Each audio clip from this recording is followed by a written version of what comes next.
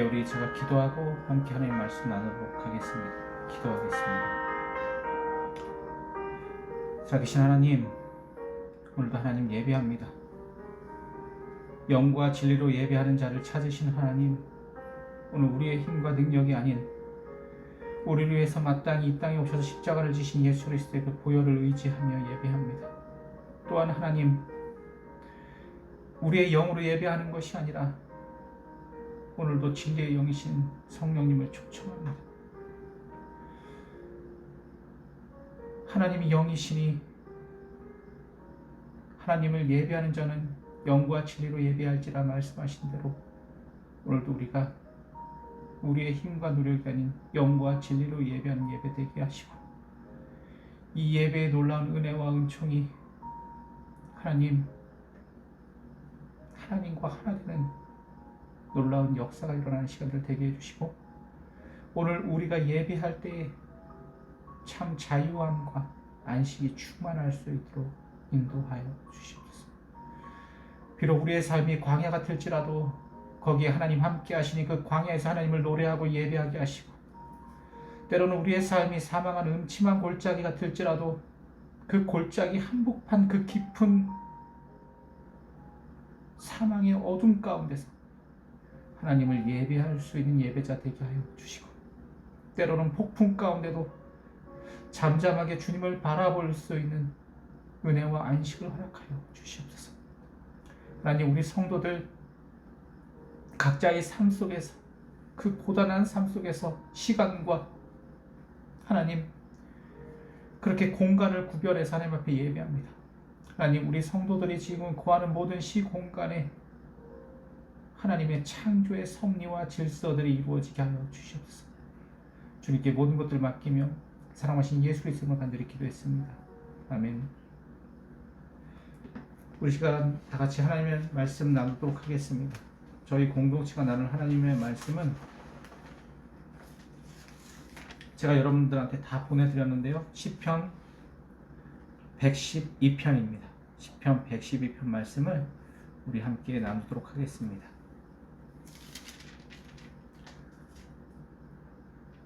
구약성서 886페이지에 있습니다.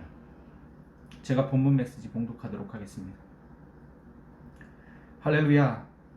여호와를 경외하며 그의 계명을 크게 즐거워하는 자는 복이 있도다.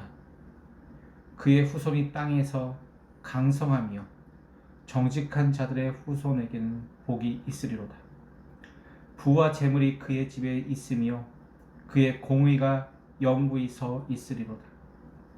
정직한 자들에게는 흑암 중에 빛이 일어나리니 그는 자비롭고 긍휼이 많으며 의로운 이로다. 은혜를 베풀며 꾸어주는 자는 잘 되나니 그 일로 정의를 행하리로다. 그는 영원히 흔들리지 아니하며 의인은 영원히 기억되리로다. 그는 흉한 소문을 두려워하지 아니하며 여호와를 의뢰하고 그의 마음을 굳게 정하였도다. 그의 마음이 견고하여 두려워하지 아니할 것이라. 그의 대적들이 받는 보응을 마침내 보리로다. 그가 재물을 흩어 빈궁한 자들에게 주었으니 그의 의가 영구히 있고 그의 뿔이 영광 중에 들리리로다. 악인은 이를 보고 탄식하여 이를 갈면서 소멸되리니 악인들의 욕망은 사라지리로다. 아멘. 오늘 본문의 제목은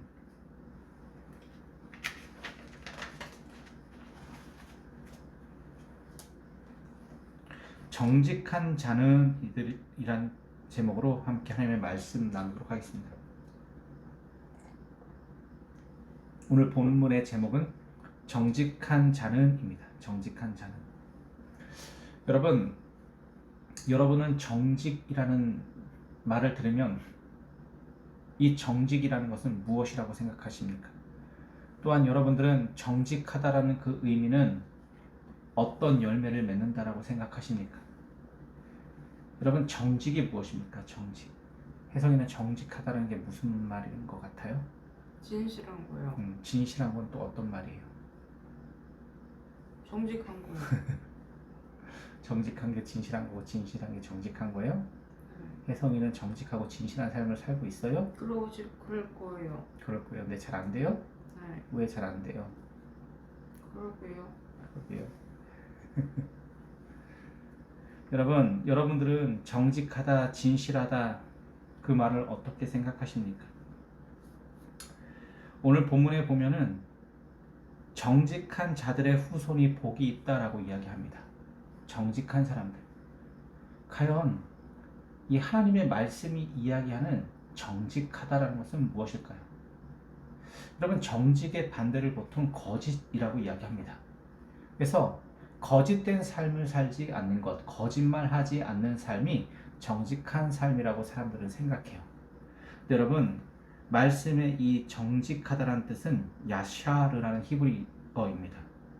이 야샤르라는 것은 우선 우리나라 말로 번역하면 절단하다라는 의미를 갖고 있어요.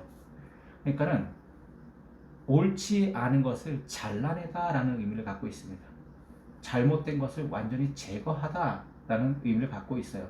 그래서 고대 사회 이 절단이라는 용어를 사용할 때 가장 크게 사용했던 것이 바로 그 제사입니다. 제사.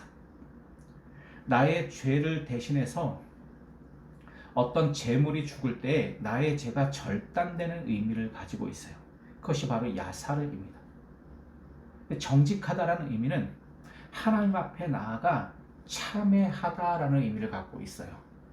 단순히 도덕적으로 윤리적으로 착하고 바르고 정직한 길을 사는 것이 아니라 이 야샤르라는 이 정직하다라는 절단이라는 의미는 하나님 앞에 서는 것입니다. 그래서 오늘 본문의 제목을 이 정직하다는 맛을 다시 번역하자면은 하나님 앞에 온전히 서 있어서 그 죄물이 태워질 때에 그가 속죄될 때에 그들은 복이 있다라는 의미입니다. 즉 정직하다라는 이 의미는 사람 스스로 정직해질 수 없다라는 의미를 갖고 있습니다. 오직 하나님만이 이들을 정결하게 하실 수 있고 정직하게 할 수 있다라는 거예요.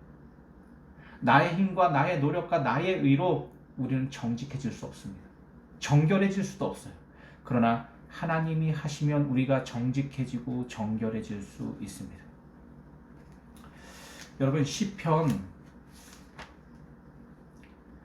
51편은 정말 애통의 시입니다. 여러분, 다윗이라는 사람 기억하십니까? 다윗? 저희가 지금 이제 역대상 말씀을 매일 성경으로 묵상해 나갈 테인데요. 사울 왕조가 그 이스라엘의 초대 왕조였던 사울 왕조가 끝이 나고 다윗 왕조가 세워지는 장면입니다. 그리고 역사서는 이 다윗 왕조가 하나님 보시기에 옳았다라고 평가를 해요. 근데 여러분, 우리가 잘 알다시피 사울왕과 다윗왕 별반 다를 것 없는 죄인들이었습니다. 죄인 중에 죄인이었습니다. 죄송한데 찬물 좀 주실 수 있을까요? 이게 너무 물이 따뜻해서 계속 침이 고이고 침이 붙어요. 차가운 물 주세요.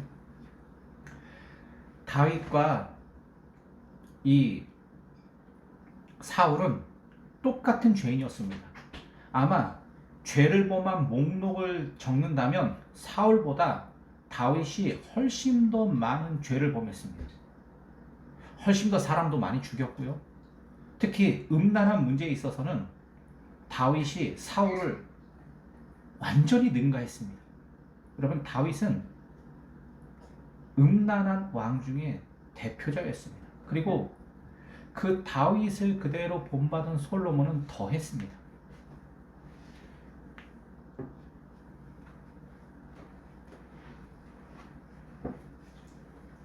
근데 이렇게 음란하고 정말 죄 많은 다윗을 왜 하나님은 하나님 마음에 합한 사람이라고 평가를 했을까요? 정말 아이러니입니다. 심지어는 다윗을 정직한 마음, 정직한 그 행동을 하는 사람이라고 평가도 하고 있습니다. 그때 도대체 이유가 무엇일까요? 윤리적으로 도덕적으로 봤을 때 다윗은 절대로 정직한 삶을 살지 않았습니다. 근데 왜 그를 정직하다라고 평가했을까요? 물론 이 다윗이라는 말은 여러분 아카드와 다윗에서 파생된 말인데 사랑하다라는 동사입니다. 그래서 다윗 왕조라는 것은 하나님과 이웃을 사랑하는 왕조라는 뜻을 갖고 있어요. 그리고 그 왕조의 초대 왕을 다윗이라고 불렀는데 아마도 본명은 다윗이 아니었을 것입니다. 그래서 어떤 성서학자들은 다윗의 본명이 엘하난일 것이다 라고 추측하기도 하는데 엘하난은 다윗의 본명이 아니라 다윗의 신하 중에 한 사람이었다라고 성서는 분명하게 기록해주고 있습니다. 어쨌든 다윗 왕조라는 이 뜻은 하나님을 사랑하고 하나님의 마음으로 이웃을 내 몸처럼 사랑하는 왕조라는 의미를 갖고 있어요. 그리고 그 다윗 왕조의 초대 왕을 우리는 다윗이라고 알고 있는 것입니다. 하지만 이 다윗은 윤리적으로 도덕적으로 정말 더러운 사람이었습니다. 그리고 이 다윗의 인생 가운데 가장 극약한 더러움, 정말 하나님 앞에서 정직하지 못한 모습이 바로 자신의 충신이었던 우리아의 아내를 범하는 장면에 나와 있습니다. 이 다윗은 하나님이 주신 영토보다 더 큰 영토 확장을 항상 원했어요. 그래서 끊임없이 정복 전쟁을 합니다. 그리고 다윗은 자신의 이 정복 전쟁을 정당화하고 승리로 이끌기 위해서 5만 갖가지 용병들을 모집해 옵니다. 자신의 그 왕조의 힘을 넓히기 위해서 당시에 모든 이방인들의 연합군들을 모집해요. 그리고 끊임없이 정복 전쟁을 합니다. 그러면서 수많은 피 흘림을 이 다윗 때문에 이 히브리 민족들이 그렇게 살생을 하게 돼요. 그래서 하나님은 이 다윗이 하나님 앞에서 내가 당신의 성전을 짓겠습니다 라고 이야기할 때 나는 너에게서 성전을 받지 않겠다. 나는 온 세상을 창조하고 만든 자로서 사람이 만든 그 조그만 성전에 거하지 않는다라고까지 이야기하십니다. 근데도 다윗이 끊임없이 하나님 앞에 계속 간구하면서 내가 당신의 집 성전을 짓겠습니다라고 이야기합니다. 그때 이 다윗을 딱 잘라서 하나님께서 다윗에게 대답하시는 장면이 무엇이냐면은 네 손에 너무 피를 많이 묻혔기 때문에 나는 네 손으로 성전을 짓게 하지 않는다라고 이야기하십니다. 그 정도로 다윗은 정복 전쟁을 즐겨 했습니다. 그 수많은 정복 전쟁 가운데 이 다윗이 탐하는 전쟁이 있었습니다. 그것은 바로 왕의 도로를 히브리 민족 이스라엘이 차지하는 꿈과 야망을 갖고 있었어요. 해안도로와 족장로 왕의 도로가 있습니다. 그리고 이 왕의 도로는 원래 하나님께서 약속하신 땅이 아니에요. 근데 그 땅까지 넘보며 그것을 차지하고 싶었습니다. 그래서 자신의 충신들과 자신들의 신하들과 자신의 그 용사들 중에 가장 용맹한 용사들을 그 왕의 도로를 정복하기 위해서 전쟁에 내보냅니다. 여러분, 우리가 역대상을 보면 사울은 어떻게 하다가 세상을 떠나죠? 왕으로서 전쟁에 참여하는 왕이었었어요. 기꺼이 왕으로서 이 국지전에 참여해서 결국은 그 가운데 전사하게 됩니다. 그죠? 이 왕으로서만 입장을 가지고 봤어도 다윗보다 사울 왕이 더 잘했어요. 근데 다윗은 자신의 부하들만 다 보내놓고 자신은 왕궁에서 편안하게 낮잠을 즐깁니다. 낮잠을 즐기다가 어느 날 일어나요. 왕궁 높은 곳에서 바라보면 사방이 다 보이죠. 그러다가 어느 날 한 여인이, 아리따운 여인이 정결례를 하는 것을 목격하게 됩니다. 우리나라 성경은 이거를 목욕이라고 해놨어요. 목욕이 아니라 여인의 정결례 하는 모습을 보게 됩니다. 여인들은 당시에 월경이 끝난 다음에 무조건 정결례를 해야 됐었어요. 몸을 깨끗하게 씻고 그 위생 상태를 점검해야 되는 그런 예법들이 있었습니다. 그것을 하는 모습을 보고 신하를 시켜서 왕의 명령으로 그 여인을 자신의 침실로 불러옵니다. 아니야, 처음에는 누군지 알아보죠. 누군지 알아봤더니 이 신하들이 분명하게 그 여인이 누군지를 가르쳐 줍니다. 당신의 충신 우리아의 아내입니다. 우리아의 아내 바세바입니다. 라고 가르쳐 줍니다. 근데 다윗은 그 충신이 지금 자신이 일으킨 전쟁에서 최선을 다해서 군사로서 그렇게 전쟁에 참여했는 것을 알면서도 그 여인을 불러들입니다. 그리고 동침해서 아이를 잉태하게 합니다. 그리고 아이가 잉태됐다는 소식을 다윗이 전해 듣습니다. 난리가 났어요. 다윗은 반장을 설칩니다. 이걸 어떻게 해야 될까? 이 문제와 이 사건을 어떻게 무마하실 텐가? 어떻게 이것을 완전 범죄로 끝낼 수 있을까 고민하다 다윗은 전문을 써서 그 전문을 지금 전쟁 중에서 가장 윗선에 있는 요압 장군에게 전문을 보냅니다.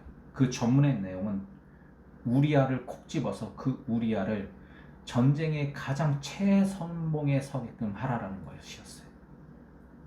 그리고 전쟁의 최선봉에서 마땅히 전사할 수 있게 하라는 전가를 요압 장군에게 보냅니다.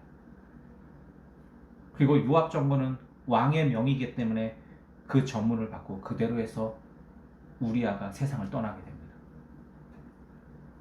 우리아의 아내를 범하고 우리아를 죽이는 전문을 보내고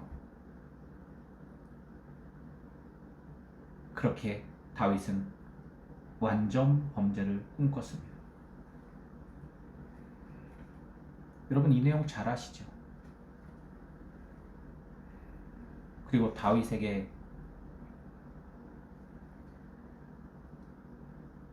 그 있었던 그 왕의 권세와 권위로 저질렀던 그 일은 성서에 너무 명확하고 정확하게 기록되어 있습니다.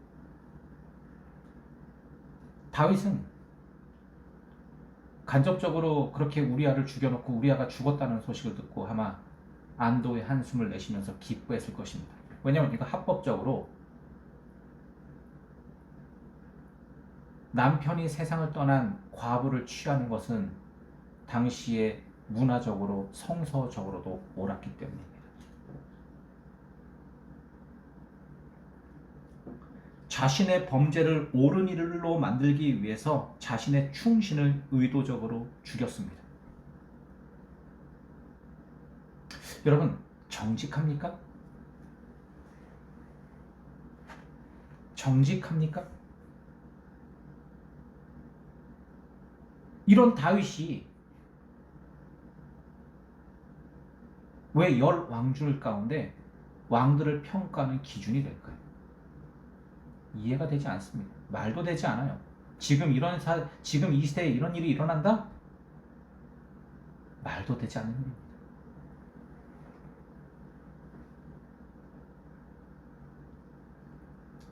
그리고 그렇게 잉태된 아이는 세상을 떠나게 됩니다.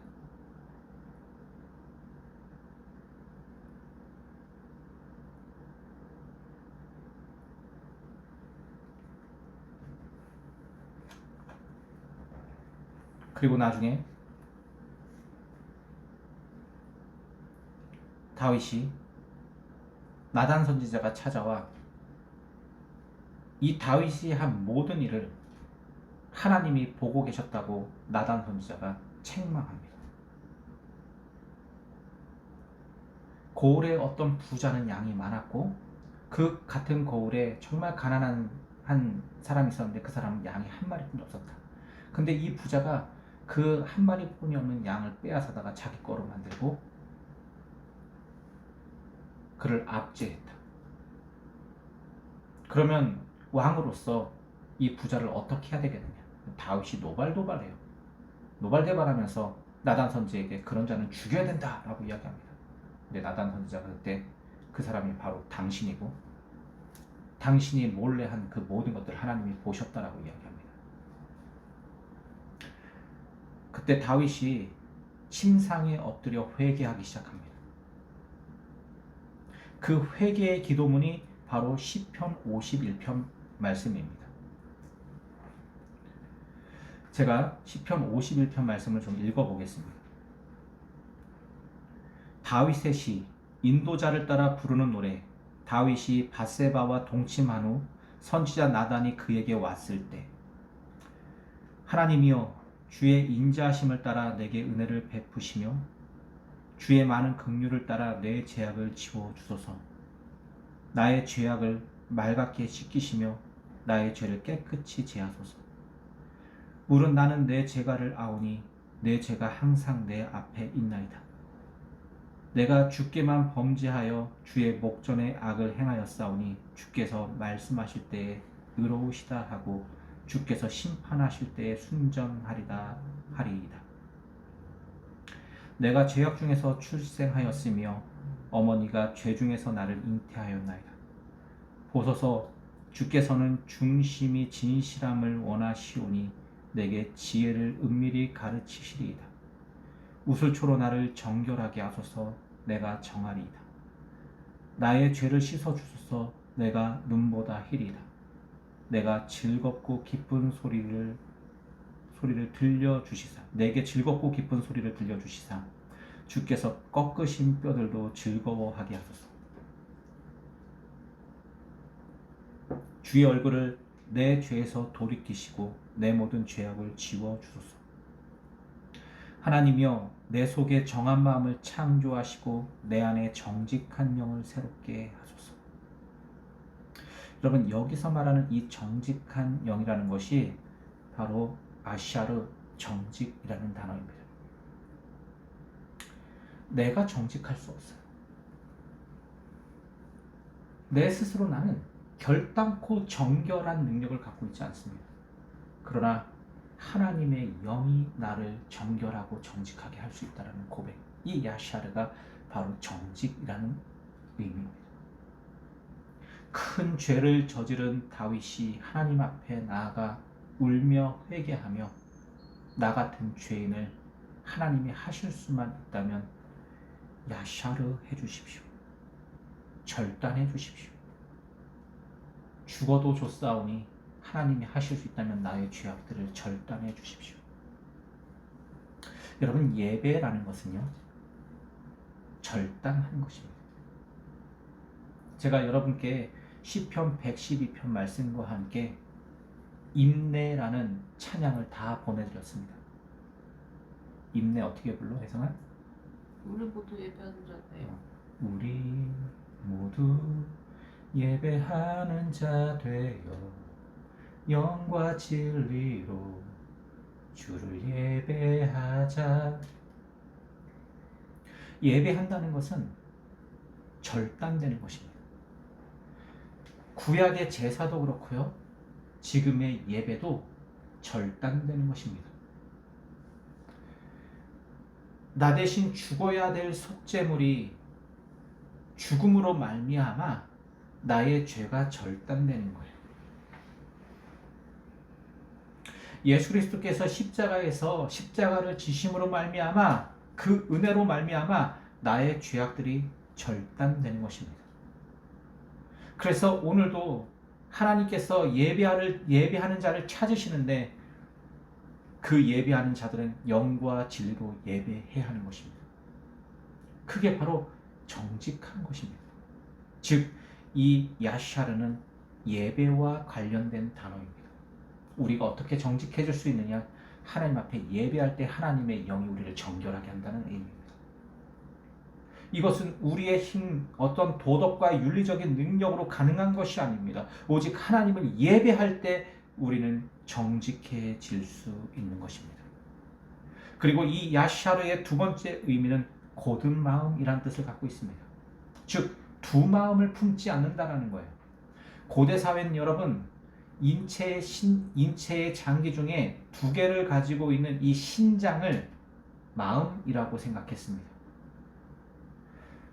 두 개의 다른 신장이 한 몸을 지탱하는 그 모습을 마음이라고 여겼어요. 지금 현대인들은 마음 그러면 심장이라고 생각합니다. 여러분, 심장이 근데 마음일까요? 이 심장이 박동이 우리의 마음일까요? 그리고 고대 사회를 지나서 중세 시대를 지나서 이 철학이라는 세계가 전 세계를 지배할 때는 소피아, 지혜, 지식이 마음이라고 생각했습니다. 근데 여러분, 고대 사회의 마음이라는 것은 콩팥입니다. 콩팥, 신장. 한 인간을 다른 장기 두 개가 온전하고 완전하게 지탱합니다. 그래서 이 콩팥이 두 개가 함께 한 몸을 온전하게 지탱한다는 그것을 보고 고대 히브리인들은 콩팥을 마음이라고 이야기했어요. 그래서 두 마음을 품지 않는다는 것은 이 콩팥이 서로 다른 사람에게 있지 않는다라는 의미입니다. 근데 지금은 여러분 기술이 좋아져서 이 콩팥을 떼다가 이식도 할 수 있잖아요. 근데 고대 사회는 그런 시대가 아니었습니다.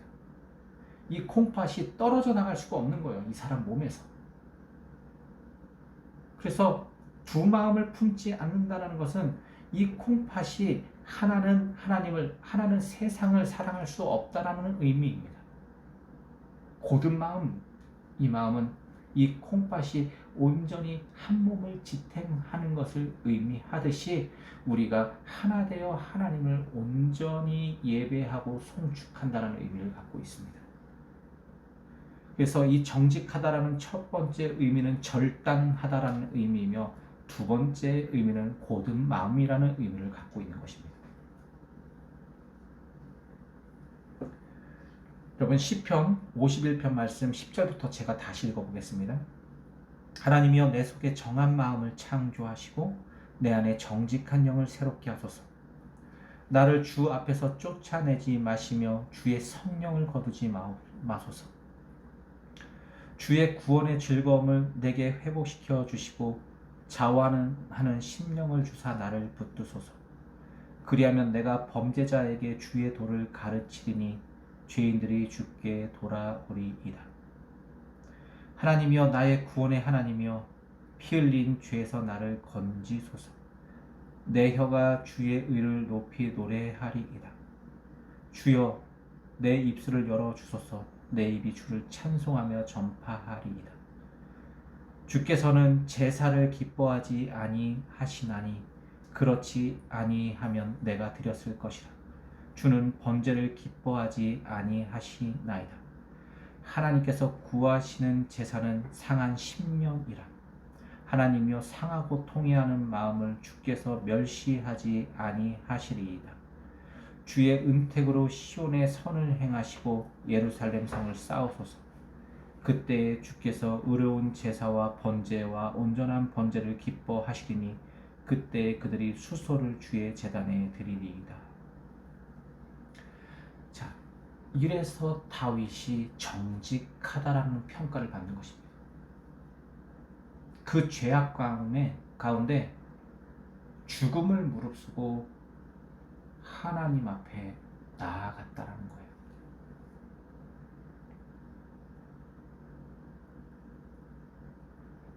그래서 정직하다라는 것은 하나님을 알아가는 과정입니다. 이 정직한 하나님을 알아가면 내가 죄인임을 깨달을 수밖에 없게 됩니다. 여러분, 일주일에 한 번씩 돌아오는 이 예배 시간, 예배를 드린다고 우리가 뭐가 달라지는 것 없습니다. 다시 일주일에 삶이 시작하면 그때부터 사실 예배가 끝남으로 말미암아 우리의 진짜 예배가 시작되는 시간인데 예배를 다 포기하고 삽니다. 왜냐하면 우리들에게 이 정직한 영이 없기 때문입니다. 정직한 영을 상실해버렸어요. 하나님은 오늘도 영과 진리로 드리는 예배를 찾고 찾으시는데 그 영과 진리로 드리는 마음이 우리들에게서 상실되어 있습니다. 그래서 우리는 온전한 예배를 하나님 앞에 드릴 수 없게 되는 것입니다. 온전한 예배, 그것은 무엇이냐? 정직하고 정결하신 하나님 앞에 나아가는 것입니다. 그리고 그 앞에 나의 죄됨이 낱낱이 다 고백되고 밝히 드러나는 것입니다. 여러분, 보통 정직한 영을 사랑하고 사모하지 않는 사람들은 뇌 죄가 드러날 때 화를 내거나 내가 언제 그랬냐고 오히려 소리를 더 지르거나 아니면 그 죄 앞에서 내가 언제 그랬냐는 듯이 교묘하게 숨습니다. 사실 죄라는 것은 드러나야 치유할 수 있는 것입니다. 이 죄라는 것은 하나님의 정결하고 정직한 영 앞에서 완벽하게 드러나야지, 그 실체가 드러나야지 그것의 뿌리를 뽑을 수 있는 것입니다. 근데 우리는 예배한다고 그러면서 아주 온화한 듯 도덕적으로 윤리적으로 착한 듯 앉아 있어요. 죄인이 아닌 듯.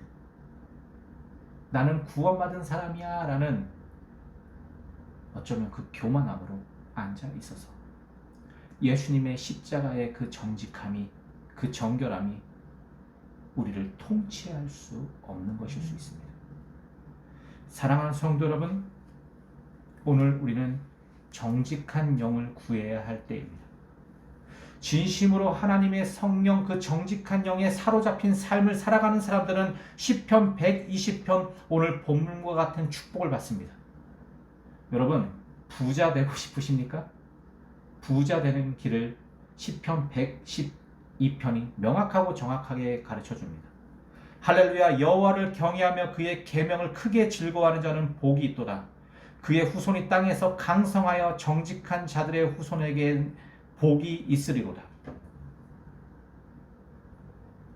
하나님을 경외하고 예배하며 하나님 앞에서 야샤르 절단하며 고든 마음 두 마음을 품지 않는 사람들의 복이 있습니다.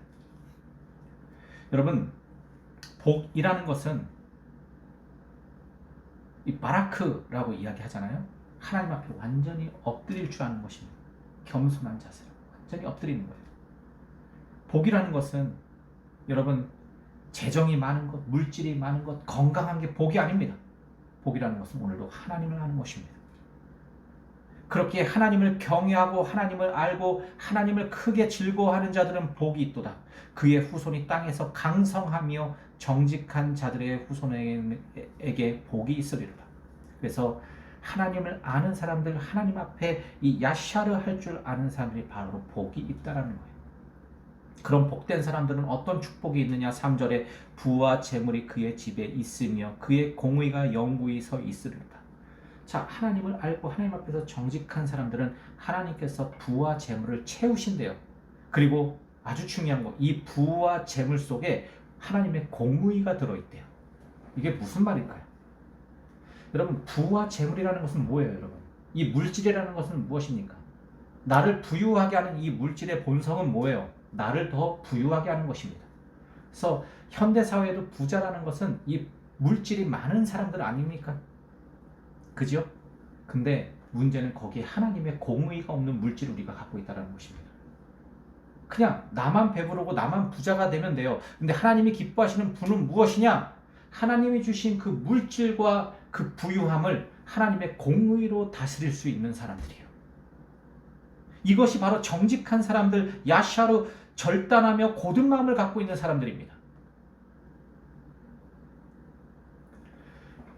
부와 재물보다 더 중요한 것이 그 위에 하나님의 공의가 깃들어 있는가, 이것을 볼 줄 알아야 해요. 그 공의가 영원히 서 있는 하나님의 능력이 됨을 알아야 하는 것입니다. 정직한 자들에게는, 다시 한번 이야기해요. 야샤르 정직한 자들에게는 흑암 중에 빛이 일어나리니 그는 자비롭고 긍휼이 많으며 의로운 이로다. 은혜를 베풀며 꾸어주는 자가 잘 되나니 그의 일은 정의로 행하리로다. 자, 공의와 정의가 무엇이냐? 자, 공의를 이야기하고 정의를 이야기합니다. 여러분, 공의는 공평함입니다.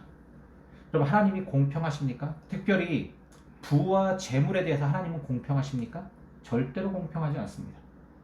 하나님은 절대로 부와 재물을 공평하게 나누지 않으세요. 이 부와 재물을 공평하게 나누는 것은 공산주의 이론입니다. 공산주의 이론. 모든 사람들이 똑같은 시간에 똑같이 일을 하고 똑같이 분배받고 똑같이 잘 사자. 이 공산주의 이론이에요. 근데 여러분, 하나님의 부와 재물을 나누는 법칙은 그런 공평함이 아닙니다. 하나님이 부와 재물을 나누는 방법은 공정함이에요. 하나님이 부와 재물을 주시는 사람들은 정말 정직한 사람들입니다. 그 정직한 사람들, 하나님의 공의를 가지고 공정함을 실현할 수 있는 사람들에게 하나님은 부유함을 채우세요. 왜냐하면 그런 사람들이 하나님의 부유함을 나눠주기 때문입니다. 제가 하는 얘기가 무슨 얘기인지 잘 아시겠습니까, 여러분? 모두 다 똑같이 나서 똑같이 쓰고 똑같이 나눠갔자는 하나님의 방법이 아니에요. 하나님의 방법은 정말 하나님을 사랑하는 사람들에게 이 재물과 부유함을 주셔서 그걸 흘러보내고 나누도록 하신다는 것입니다. 근데 그것을 단절하죠. 하나님은 그 재물과 부를 걷어버리십니다. 이것은 제 인생에 뼈저리게 느낀 경험한 경험담입니다.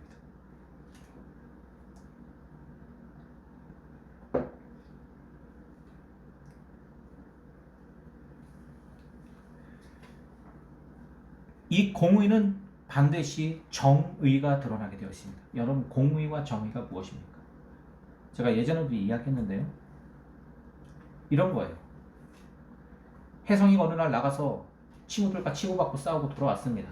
근데 아빠는 저는 그걸 전혀 몰라요. 근데 혜성이가 딱 들어왔는데 피투성이가 돼서 들어오는 거예요. 누구랑 싸웠다는 것입니다. 내 친구랑 싸웠는데 내 친구가 나를 이렇게 때렸다는 거예요. 온몸에 막 피투성이가 되고 멍투성이가 되어 있는 거예요. 아빠로서 이 정의감에 불타죠. 정의로움에 불타게 됩니다. 그놈 누구야? 아빠가 가만히 안 둬. 그래서 이시거리면서 그 친구네 집에 초인종을 누르는 거예요. 나와! 누구야? 누가 우리 아들을 했어? 이 아빠의 정의로움입니다. 근데 그 녀석이 딱 나왔는데 그 녀석도 온몸에 피투성이가 되어 있는 거예요.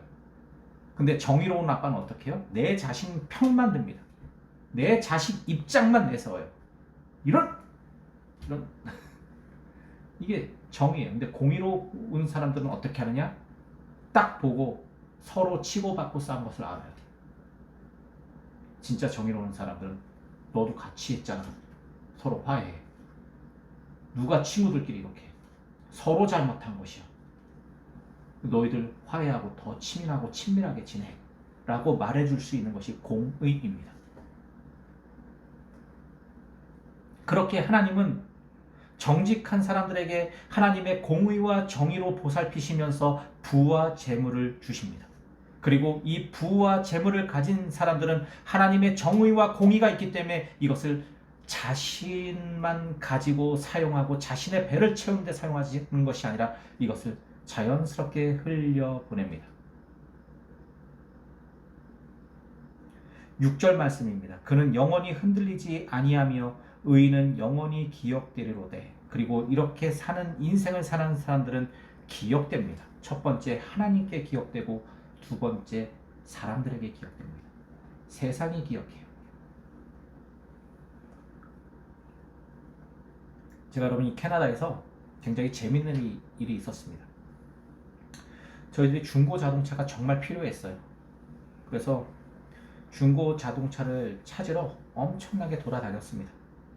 정말 작년 이맘때였을 거예요. 땀을 뻘뻘 흘리면서 중고 자동차 찾아보려고 막 다녔어요. 중고 자동차를 찾기가 너무 힘들고 어려웠습니다.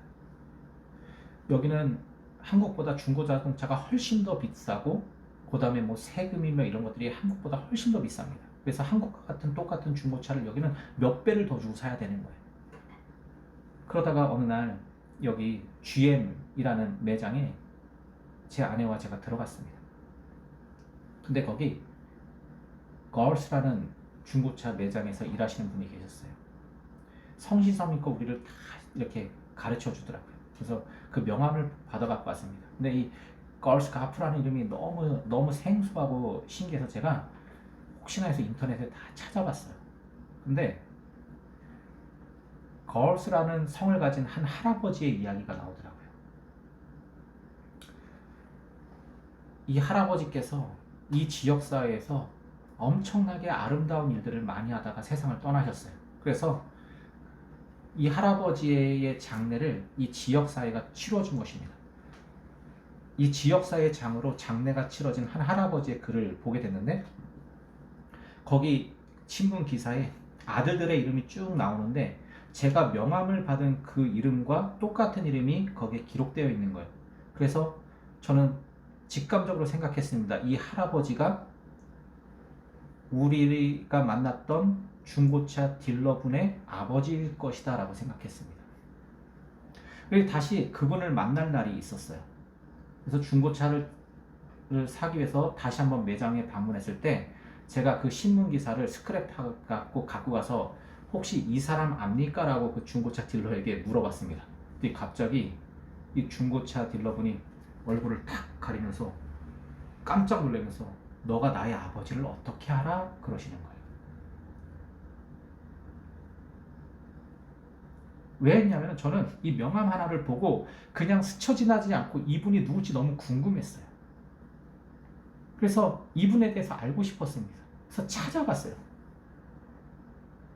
크리스턴 이쪽 지역 신문사에 막 찾아봐서 그걸 어떻게 찾아냈어요.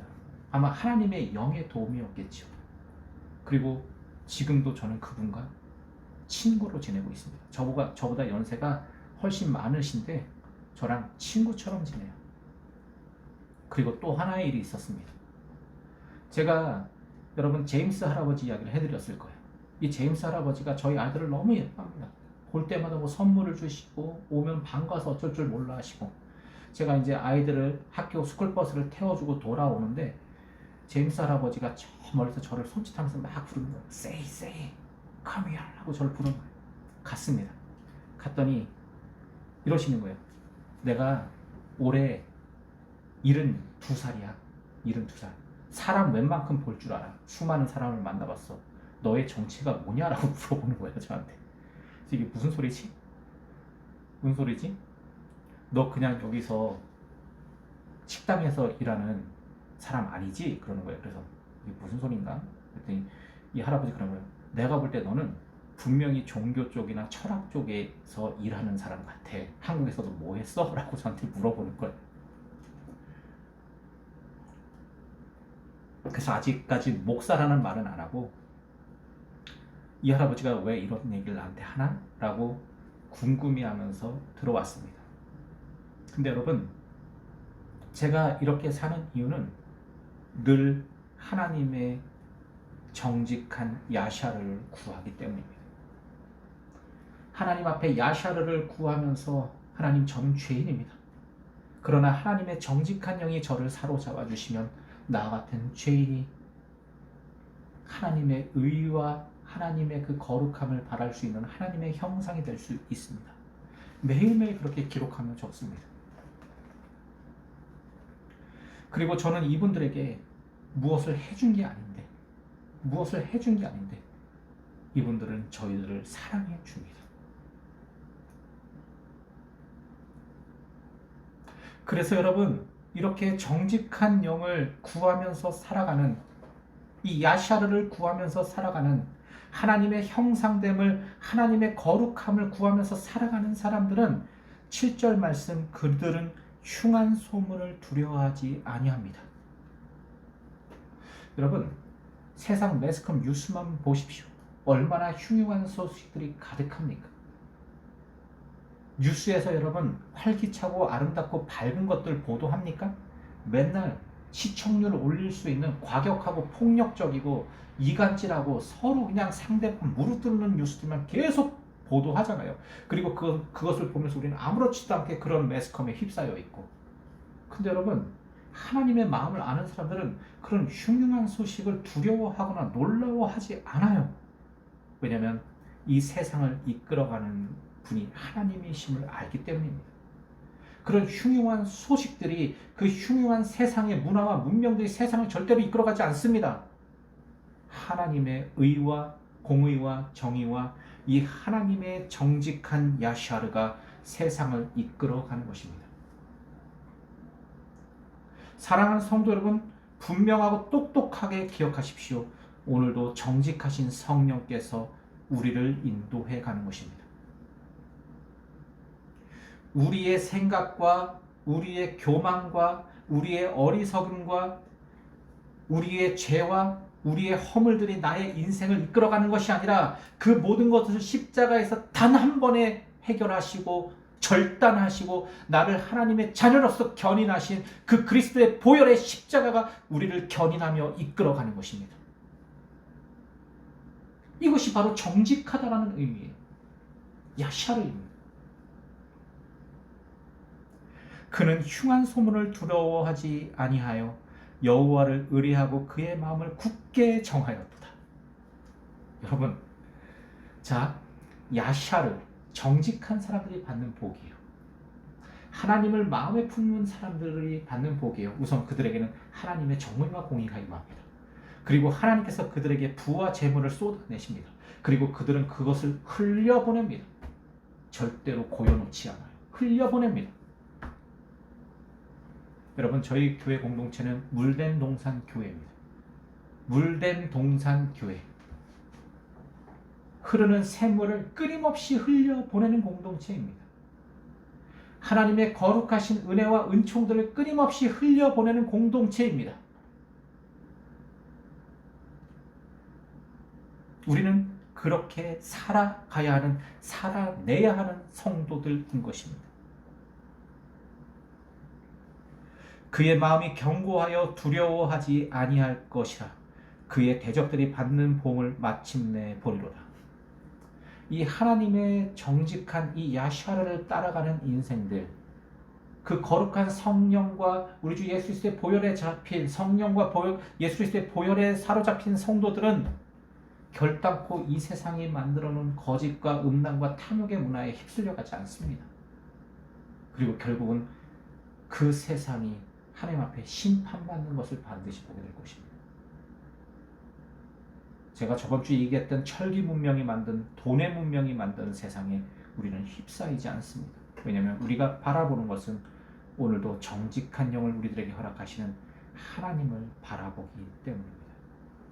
자, 9절 말씀, 이제 클라이막스예요. 이 정직한 사람들의 축복의 클라이막스. 그가 재물을 흩어 빈곤한 자들에게 주었으니 그의 의가 영구히 있고 그의 뿔이 영광 중에 들리리로다. 자, 부와 재물이 많은 이들은 수없이 많은 궁핍하고 가난한 자들을 돌봅니다. 이것이 바로 다윗 왕조예요. 하나님을 사랑하고 이웃을 내 몸처럼 사랑하는 왕조, 다윗 왕조입니다. 이것이 바로 하나님의 사람들이에요. 흘려보내는 사람들. 하나님의 마음과 뜻으로 하나님을 사랑하며 이웃을 내 몸처럼 사랑하며 한없이 흘려보내는 사람들. 근데 여러분, 흘려보낼 것이 혹시 고갈되어 있지는 않습니까? 그렇다면 아마도 우리는 이 야샤르, 정직한 마음이 하나님 앞에서 단절되어 있는 것인지 모르겠습니다. 여러분, 하나님은 우리들에게 흘려보내야 될 것들을 많이 주셨습니다. 첫 번째는 가장 쉬운 것이 이 물질이라는 것입니다. 물질을 흘려보낼 수 있는 마음. 그것이 단절되어 있습니까? 두 번째, 진짜 거룩한 사랑의 마음들을 흘려보내주는 거예요.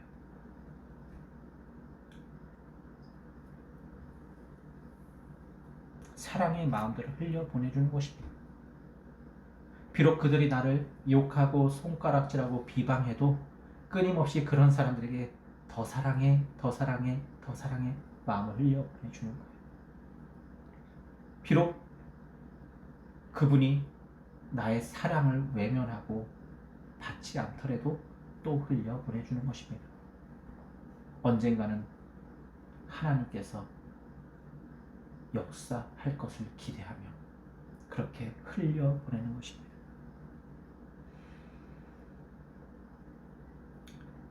악인은 이를 보고 한탄하여 이를 갈면서 소멸되리니 악인들의 욕망은 사라지리로다.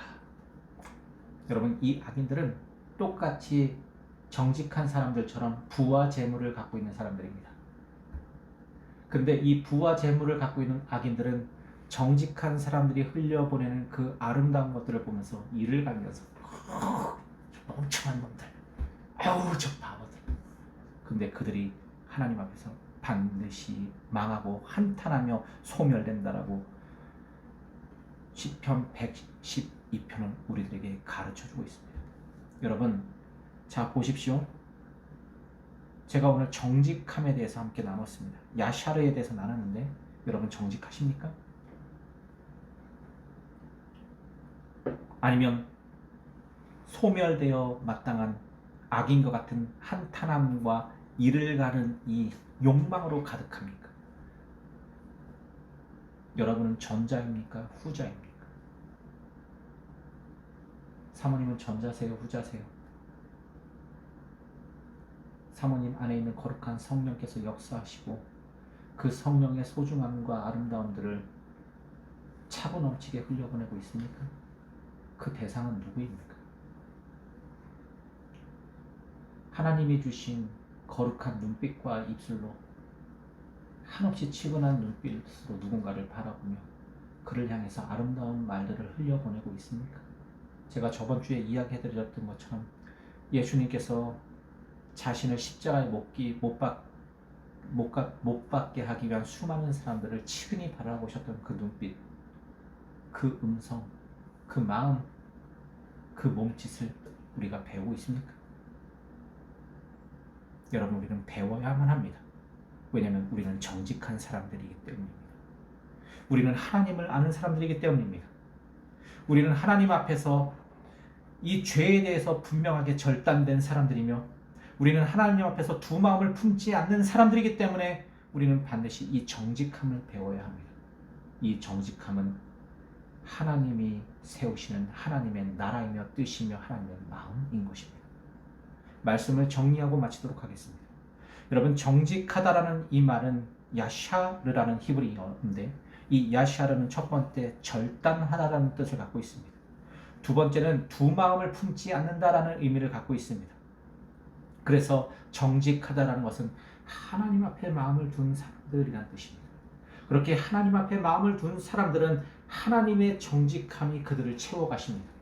하나님의 정의와 공의가 그를 채우고 하나님이 가지신 그 놀라운 부와 재물이 그를 채우고 그리고 하나님께서 인도하시는 삶이 그를 채워갑니다.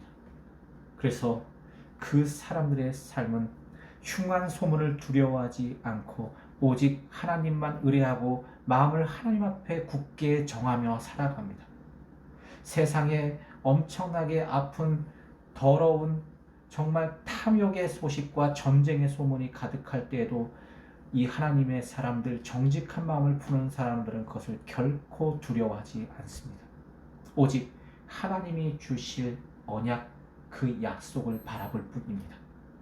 그리고 그들은 하나님이 주신 모든 것들, 재물이며 또는 사랑이며 또는 섬김의 이 은사들을 한없이 흘려보냅니다.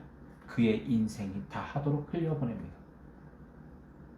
그리고 우리의 모든 하나님이 주신 것들이 다 소멸되는 그 시간, 우리는 하나님 앞에 서게 될 것입니다. 그리고 하나님은 우리를 향해서 이렇게 말씀하실 것입니다. 착하고 충성된 종아, 잘했다. 그 한마디면 족한 것입니다. 그것을 아는 사람들은 오늘도 그렇게 야샤르의 마음으로 살아가는 것입니다. 이 시간 기도하겠습니다. 이 시간 기도할 때 하나님, 오늘 이 야샤르 정직한 영을 허락해 주십시오. 정직한 마음을 허락해 주십시오. 그래서 오늘도 이 모든 죄와 허물이 절단되어지고 정말 우리가 한 마음으로 하나님을 예배하며 경외하는 공동체, 하나님을 사랑하며 이웃을 사랑하는 공동체 되게 해주십시오. 다 같이 기도하도록 하겠습니다. 기도하겠습니다. 하나님, 저희들이 정말 하나님의 정직한 영을 선물 받길 원합니다. 우리 인간이 만들어낸 자꾸 초라한 정직이 아닌 하나님이 주신 정직한 영으로 우리의 인생을 살아가는 사람들 되게 해주시고 그 정직한 영으로 말미암아 우리가 기뻐하며 세상에서 견디는 능력을 하나님 허락하여 주시옵소서. 오늘도 이 땅에 소외되고 아픈 사람들을 외면하지 않는 공동체 되게 해주시고 그들을 사랑하고 사랑하다가 죽기까지 사랑하다 하나님 앞에 설 수 있는 공동체 되게 해주십시오. 그렇게 우리는 하나님의 형상 되게 해주십시오. 주님께 모든 것들 맡기며 사랑하신 예수 그리스도 간절히 기도했습니다. 아멘. 다 같이 예수님 가르치신 대로 오늘 예배 마치도록 하겠습니다. 하늘에 계신 우리 아버지여, 이름이 거룩히 여김을 받으시오며 나라의 마음이시며 뜻이 하늘에서 이룬 것이 땅에서도 이루어지리다.